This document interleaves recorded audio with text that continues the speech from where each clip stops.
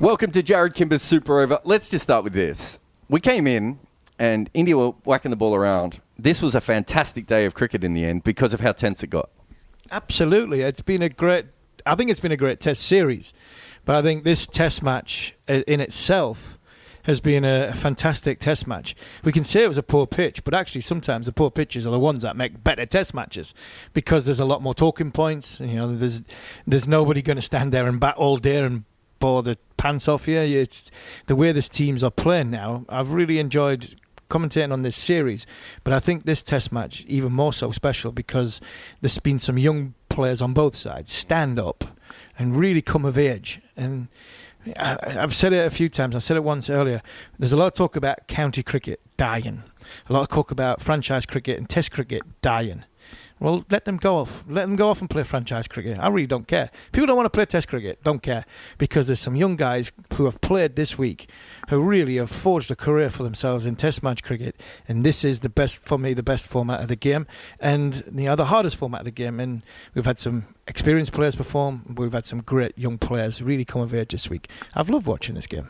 Well, one of the reasons that England kept themselves in the game was fielding. You know, Bairstow took that good low catch. But obviously Jimmy, we saw Jimmy throwing himself around the boundary over and over again and the catch. He's actually pulled up sore. But isn't it great to see a bowler of, he's almost your age, still throwing himself around the field? It's brilliant to see him throw himself around the field.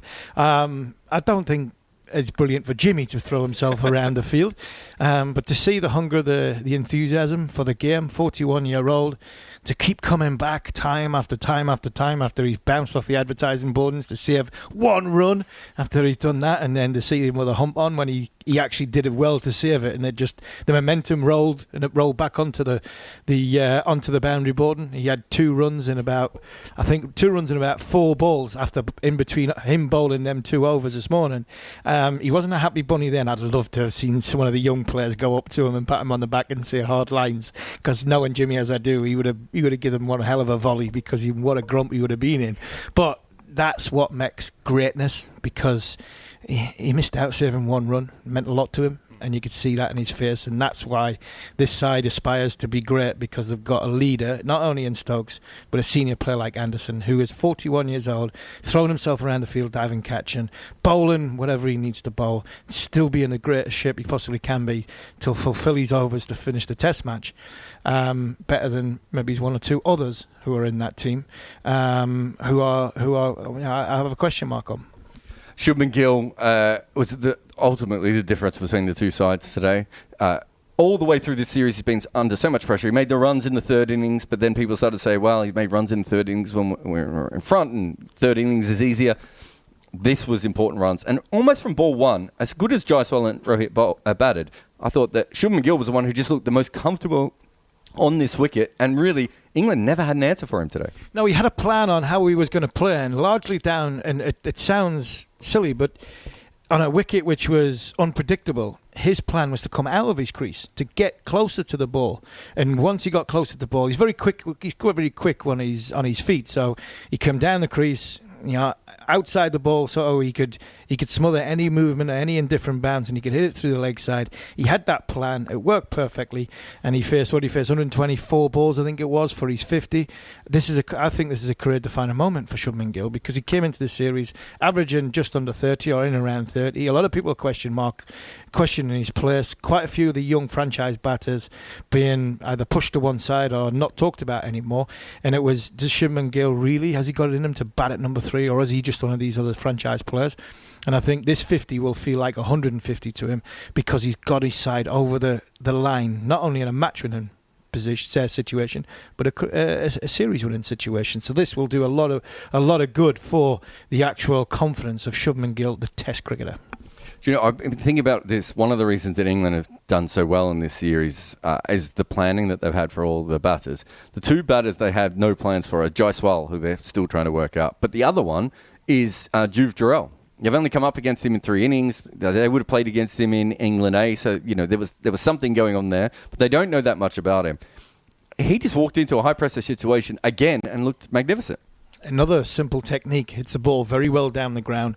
Plays the ball from within himself. He shapes up a little bit like Hardik Pandya, who steers leg side of the ball and doesn't get doesn't look as though he gets trapped with his head going across. And sometimes, especially a lot of sort of India, Pakistan, Sri Lankan batters who plant their front foot and then they play around their front pad using their wrists. Very wristy players, subcontinent players. But Jurel, no, he hits the ball down the ground. He actually, another one quick on his feet. He hit the ball straight down the ground in the first innings. He was the player of the match for me, because when he walked out to bat in the first innings and marshalled the tail, that for me was the winning moment. England, been asked a couple of times, three things where England could have done better. Well, Kuldeep Yadav, when he was batting with Jurel, that was one moment. Then the 8 overs at the end of the day's play, and then a little bit into this second innings, what happened today, the difference was for me that Jurel played with calmness. He was calculated in his movements, and he knew the areas he wanted to score in, and he wasn't going to be drawn by anything else. And that's why, for me, he was player of the match. Just a word on the young England spinners. Certainly Tom Hartley struggled last night and wasn't putting the ball where he wanted. Both the spinners, though, today, I thought they bowled a lot better. They're a lot more accurate. They put the pressure on. Ultimately, couldn't get them over the line, but a lot of that was to do with the fact that they wasted the ball last night, and then this morning didn't bowl as well at times. Again, throwing these guys under the bus, they're having to defend under 200 against Indian lineup, and I thought they did really well. I thought they bowled fantastically well. I'd be so proud of them if I was the England management team. I'm critical of the 8 overs. And I'm probably more critical of Stokes because of not bowling Anderson in their 8 overs.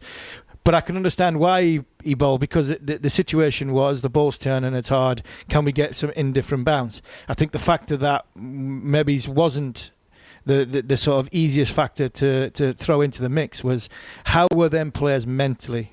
How was the mentality of them players? And I know you can say whatever you want about Ben Stokes is backing them, and he gets them in situations and he gives them full belief. It's all right saying it, and it's all right trying to ram it down their throats in the dressing room, and you're looking after them in the fields and stuff like that. There's a human element when there's 8 overs to go in a day's play and you're meant to perform. It's like you win the toss at home on a green seamer. Your 2 seamers that go out and bowl in the first hour have to get 2 or 3 wickets. And how many times do you see them go at 8 and over because they're either bowling too full or too short? And I think what we've seen there was a little bit of inexperience and naivety the night before of trying too hard. And maybe he's over pitching. We've seen more full tosses in them 8 overs than we did for the rest of the day today. So that tells you the emotion and the human element of pressure, I think, got to Joe Root as well, because I think trying to get that $1 million ball, trying to get that ball to pitch outside off stump and rag back, or get it to go straight on. I think England tried too hard, too many things in that 8 overs, and ultimately it cost them 40 runs. And did that 40 runs cost them at the end of the day? Possibly. India win 3-1, of course. But a bit like the 2018 series, when India played really well and ended up losing that series quite easily, it feels like it's been closer than that. This is not a moral victory show. I think England won the moral victory in this series 3-1 so far, but that's just a joke. That isn't real. But it does feel that England probably... Look, we know this. We talked to them. There were some players from the England camp who thought that Bazball would work in India, and they would cause. There are a lot of other England players who are like, this could be horrible and we could be smashed everywhere. England have played very, very well in this series, but India is the better side all around, especially when you look at the backups. Yeah, of course India are the better side. They're playing in their own back garden, and I'd expect England to win 3-1 if this was the situation in England on green seamer pitches, and the bowling, the conditions are sometimes get a bit closer, bring the teams closer together. And I think it has had this pitch especially brought the teams closer together. But I also think when you look at the results at this minute in time, the reason why I'm proud of this England team, and I hands up, humble pie for what I said before the Test match started. There are people who are saying Bazball doesn't work, and some of them I really struggle to understand why they say that, because not only have they played the game, there's some people saying that Flair's played the game at a very, very good level for a long period of time. Bazball's not about hitting 6s and 4s. Bazball's about mentality, and the mentality is why England have been in every single Test match that's been played so far. 4 Test matches have been played, and in all 4 Test matches, England have had a chance. Their naivety, possibly, their inexperience, and probably their skill sets of why they're 3-1 down, because India are, in their moments, are better than what England are. But I think the mentality of this team is why they've been in every single match. And the one match they weren't in, they actually won. In Hyderabad, 190 runs behind. So for me, Bazball has worked in India because the Bazball mentality is what makes this team. And I think as long as they've got that, and as long as they stick by that, this team will win more series than they'll lose. All right, we'll see you for the next over.